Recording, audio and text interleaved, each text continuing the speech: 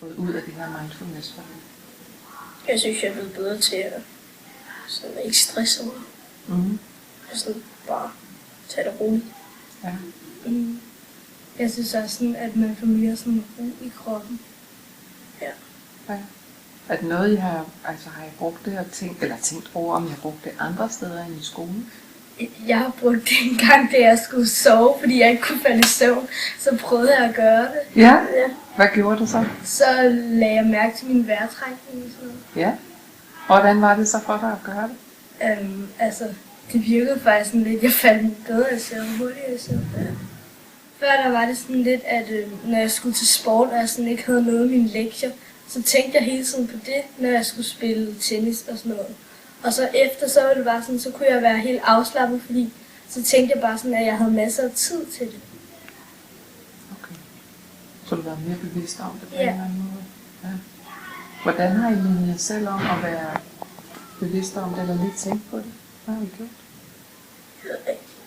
Det er bare sådan noget, der kommer, når man har været vant til at have det i så lang tid, så Ja. er det bare sådan noget, der kommer frem. Jeg har haft det i ret lang tid. Jeg synes selv, at jeg var sådan mere oppe at diskutere med andre sådan før. Men det var ikke sådan rigtig skændes, men det var bare sådan, hvor man diskuterede og var lidt uenige. Ja. Og det gør vi ikke så meget mere. Okay, så der er en forskel i forhold til Ja. det. Det har hjulpet en del, fordi med det meditation, der har jeg fået mere ro i kroppen, og du er bedre til at sidde stille. Og Ja. Jeg synes også, det har påvirket sådan hele klassen. ja, Synes I, det er rart, at det er sådan? ja. Man koncentrerer og lærer meget bedre. Og vi får mere arbejdsro, så kan vi lave det. Jeg bliver mere rolig i kroppen, synes jeg. Altså det der, som der er blevet sagt før, det der med, man stresser slet ikke over ting længere. Man tager det bare roligt og tænker, at jeg kan sagtens nå det, jeg har meget tid. Jeg synes, der er mange klasser, der er bedre til at sidde stille. Så det kan være meget rart at have det i gang imellem. Hvis det nu var for eksempel ligesom i dag, der var vi fri alle 3. Det kunne sagtens være, hvis det var en lang dag. Så kunne det sagtens, at man skulle have et eller andet, så man kunne få noget, så man blev sådan lidt rolig, fordi det er svært at koncentrere sig til at have det fra 10 år ud til alle 3. Ja. Jeg vil gerne anbefale det, fordi jeg synes, at det har hjulpet meget ved klassen. Også i timerne, og der er mange, der er blevet meget bedre til at sidde stille og bare være rolig. Altså man bare kunne gøre det ligesom sådan lidt også i sådan et par uger. Og så kunne man måske gå videre til en ny klasse, fordi også kan man vende tilbage til dem senere og høre, hvordan det er gået, og hvordan de har det efter det. Ja. Kan du mærke en forskel fra før og efter vi skal have det? Ja, fordi at folk er begyndt at sådan ændre sig lidt, fordi da I kom med nogen, så blev sådan bare meget mere nogen, og sådan, så var vi mere aktive i timen. Okay. Hvordan aktiv? Sådan. Nogen lavede noget, og nogen ikke, og så var der sådan noget sådan lidt, de talte højt til hinanden, eller stod og pjaskede lidt til hinanden. Ja, folk de er mere rolige. De er mere rolige sådan efter. Sådan, ja. Og kan du mærke du selv? Hvordan er du selv? Jeg synes også, jeg er blevet sådan mere rolig, når man er færdig med det. Så er man sådan mere klar. Mere klar? Ja. Så jeg er sådan at komme i gang med at arbejde. Okay. Altså, jeg synes ikke, der er så mange, jeg synes ikke engang, der er nogen, der bliver mobbet eller noget. Er det noget, der har ændret sig? Ja. Ja. Fordi før der sagde sådan nogle grimme ting til hinanden, og det synes jeg ikke gør nu. Ja. Hvordan tror du? Det ved jeg, fordi vi har hjulpet hinanden. Igen det der med, man kan godt mærke, at folk er mere rolige i det. Og sådan, ikke, og sådan, folk de er hurtige til at sige, sådan, er hurtigere til at sige undskyld, hvis de har sagt eller gjort noget. Bruger du det, du har lært i mindfulness? Ja, nogle gange hvis jeg bliver sådan lidt sur eller et eller andet, så går jeg ind i mig selv, eller hvis man nu kalder det sådan, og så trækker jeg vejret, eller sådan stille og roligt, og så gider jeg bare ikke at tale sammen, og så, eller så bliver vi bare gode venner igen. Så du bruger det sådan i din hverdag? Ja. Er det både her, eller og i skole, eller hjemme? Eller? Alle steder. Alle steder. Og hvad gør det ved dig? Hvordan hjælper det dig? at jeg bliver mere afslappet. Hvordan bruger du det i hverdagen, Andrea? Altså for eksempel, nu har jeg en lille søster, som jeg har en tendens til at blive sur på, eller omvendt. Og så hjælper det nogle gange bare lige at lave den der, sådan, tager lige et par dybe indåndinger, og så sådan, det går væk. Og hvad sker der så, når du gør det? Jeg bliver bare mere rolig i det, og så bliver man sådan lidt... Nogle gange så har man bare det der, man kan ikke rigtig lige, man har ikke overskud til at lave lektier. Men det bliver bare sådan lidt nemmere, fordi man har mere ro i kroppen, og så er man bare... Hvad tænker du om det? Hvad tænker du om det? Det kan også være meget godt, fordi hvis vi nu er sådan... Hvis det nu bliver sådan en dag, hvor vi er fri 2:30, og så bruger vi det i slutningen. Fordi så er det meget dejligt, fordi man bliver rigtig hurtigt træt, når man er fri sådan rigtig sent. Hvis det skulle være en del af skoleskemaet, hvilken klassetrin tror du, det vil være godt at starte i? Nu har I jo haft det 6. Ja, jeg tror, 6 er en meget god idé, men jeg tror også, sådan, det er med i små klasser, sådan der omkring. Det er første og anden klasserne. Jeg tror lige, når klassen, det vil være lige, altså, de vil have lidt svært at koncentrere mig. Ja. Og så deroppe i de store klasser, hvor de også er fri ret set. Så deroppe tror jeg også, det vil være en god idé. Jeg synes, der er blevet mere ro i klassen, Ja. og jeg er blevet bedre til at afslappe. Ja. Og være afslappet. Ja. Så hvordan føler du, at der kan være en forskel nu i forhold til før? Altså, ja, jeg synes, der er en forskel. Ja. Og det er nok, at det også er blevet mere ro i klassen. Ja. Og folk også er blevet bedre til at afslappe. For i starten, der var der mange, der ikke kunne finde ud af at lukke øjnene, når man skulle det. Men det kan man. Det er vi blevet bedre til. Ja. Og du har også svært ved det i starten? Eller Ja. Ja. Men var det da svært, tror du? Altså det, når man skulle lukke øjnene, så det var, at andre kiggede på en.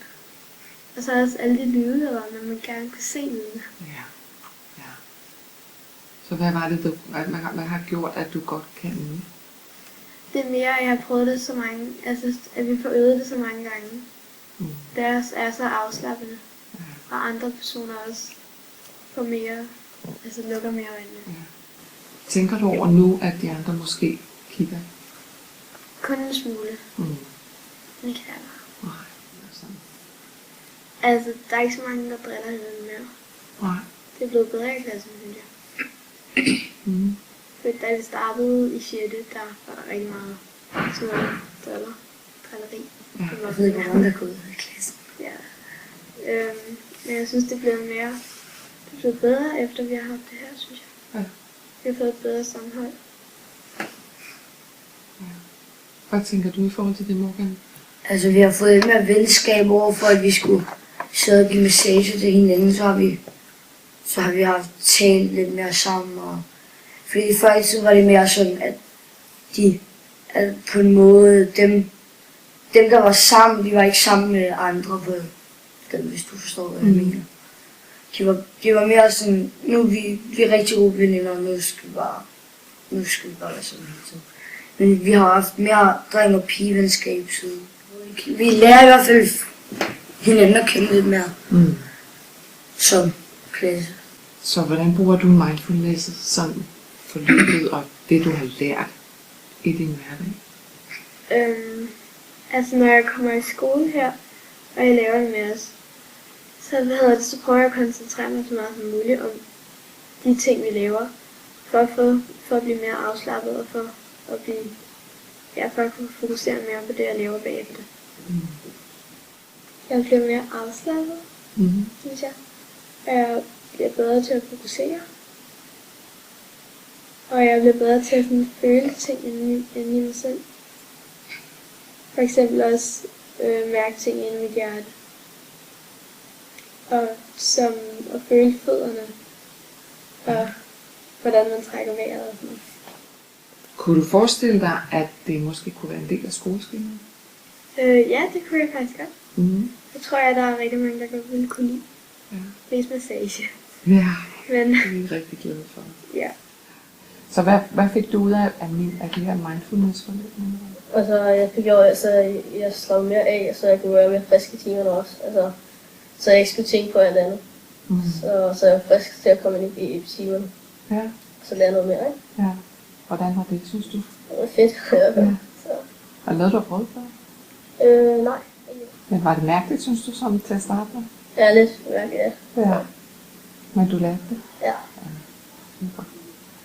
Så hvordan føler du, at der er en forskel fra før du var med i det her forløb, og så til nu for eksempel? Altså før, der var jeg sådan lidt stresset, hvor jeg så skulle jeg hele tiden tænke, nu skal jeg ind i skolen, og så, ja, nu har jeg det ikke hyggeligt eller noget. Men så når jeg kommer nu, så har jeg det mere hyggeligt, og så bliver jeg mere frisk til det. Bliver jeg mere glad for det, ikke? Ja. Er der noget, du tænker på, sådan når du, altså før i tiden, når du siger, at du sådan var stresset, var det sådan noget, du tænkte? Jeg tænkte hele tiden, nej, nu skal jeg da væk, og sådan noget, ikke? Okay. Men ja, jeg slapper mere af, så det er fint nok nu, ikke? Ja. Så hvad tænker du nu, sådan når du skal ind? Jeg har stadig ikke tænkt, at nu slapper jeg bare mere af. Så inden jeg går i skole, så slapper jeg mere af. Gør lidt efter jeg også. Hvad siger du til dig selv, for at du kan være mere afslappet? Altså, jeg ikke skal tænke på det, jeg bare skal lukke alle tankerne ud, og så bare komme derhen. Super. Hvad har det givet dig, det her mindfulness, i forhold til kammeratskab? Vi er mere sammen med andre også. Altså, et af vi ikke rigtig altid er med sammen. Ja. Og hvad når I er sammen, hvis der nu opstår en konflikt eller et eller andet, noget I bliver uvenner over, eller sådan? Hvad er der en forskel i det nu, i forhold til Der er ikke så mange konflikter med, så... Altså, jeg synes ikke, der er sådan noget, så... Nej. Kan du selv mærke en forskel, at du ikke bliver irriteret, eller? Ja, lidt faktisk. Ja. Altså, jeg bliver bare mere afslappet. Altså, jeg koncentrerer mig mere, ikke? Fordi jeg har fået lov til at slappe af i første timer, eller i første kvarter, eller sådan noget. Så får jeg lov til at slappe af, og så bliver jeg bare mere frisk til at lave det. Men jeg er ikke helt sådan. Hvordan er det at være dig i dag, i forhold til før forløbet? Dejligt. Ja. Noget, jeg kan ikke sige, det er bare dejligt at være. Så hvordan bruger du det, du har lært i mindfulness-forløbet i din hverdag uden for skolen? Jeg bruger det bare, hvis jeg er sådan virkelig super morfar eller noget, så går op på værelset, så de tager de og slapper af, og så de tænker på noget, vi har lavet. Ikke? Så du bruger det? Ja, lidt. Nogle gange. Ja. Hvad får du ud af meditationen, når vi har lavet den? At jeg kommer mere ind i mig selv, og tænker mere på mig, end at tænke på alle andre. Og hvad gør det så ved dig, at du kan tænke mere på dig selv? Altså, jeg bliver mere glad, Så jeg tænker mere på, hvordan jeg har det, og ikke andre. Ikke? Så hvordan kan du mærke dig selv, hvis du nu tænker på før forløbet og så nu? Kan du mærke en forskel i, hvordan du kan mærke dig selv? Ja, nu når vi har lavet det, så kommer jeg åbenbart, jeg kommer mere ind i, jeg har prøvet før. Så. Ved du, hvordan du skal gøre det, og komme ind i dig selv og mærke dig selv? Jeg skal bare lade tankerne flyde, og komme væk, og så slappe helt af hele kroppen. Og så kan man automatisk komme ind. Super. Hvad kunne du godt tænke dig mere i? Måske lidt mere med at komme ind i sig selv igen. Det kunne være fedt. Kunne du tænke dig, at du skulle fortsætte sådan et mindfulness? Ja, det ville være rigtig dejligt. Jeg vil i hvert fald være rigtig glad, hvis det kommer igen. Ja. Hvordan skulle det så være, hvis du sådan skulle det være hver dag, som det har været? Eller? Ja. Det er virkelig dejligt i hvert fald. Er der en af tidspunkterne, du synes, der er rarest, eller er det lige meget, hvornår på dagen det er? Det er lige meget, hvornår faktisk. Måske lidt mest om morgenen. Ellers, ja. Hvad nu, hvis det var en aktivitet, der lå efter skoletid? Var det sådan noget, du ville vælge? Ja. Det tror jeg faktisk godt, det.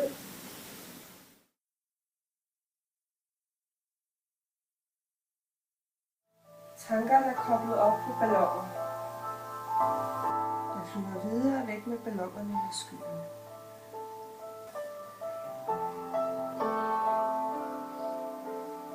Du mærker dine hænder. Om der skal være træer. Om der skal være søer.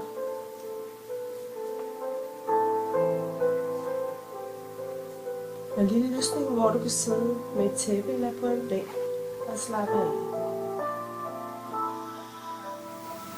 Lad følelsen brede sig hele vejen op i lårene.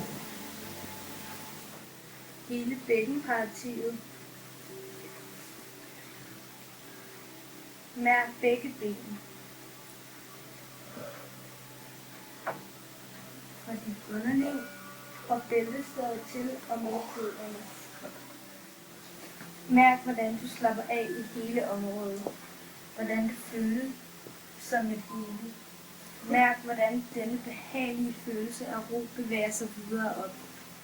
Hele vejen ind i kroppen og hele vejen udenpå. Huden breder følelsen af ro og velvære videre op til brystet.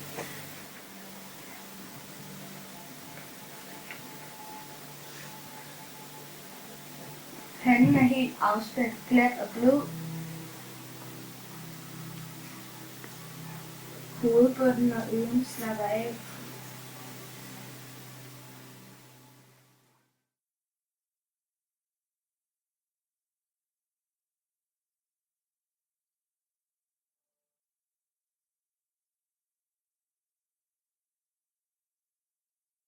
Begge hænder bevæger sig fra side til side som store bølger.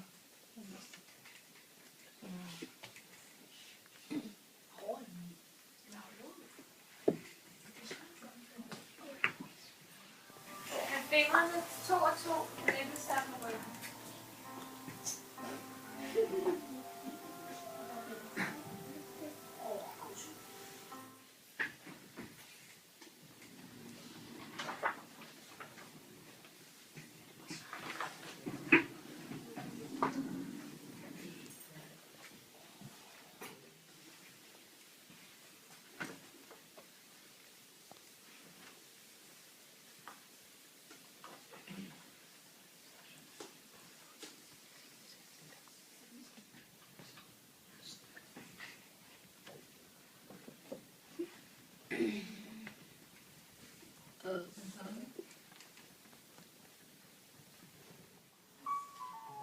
Hænderne knyttes og med håndkanten laver små cirkler. Okay.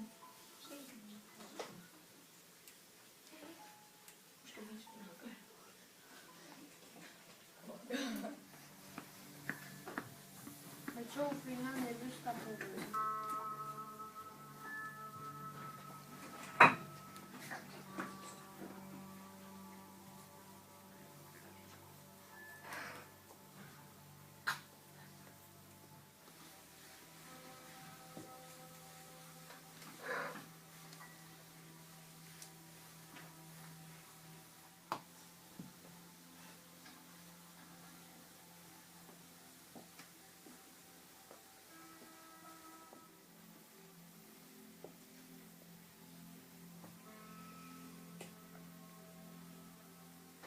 Fladerne og kører strømper på ryggen.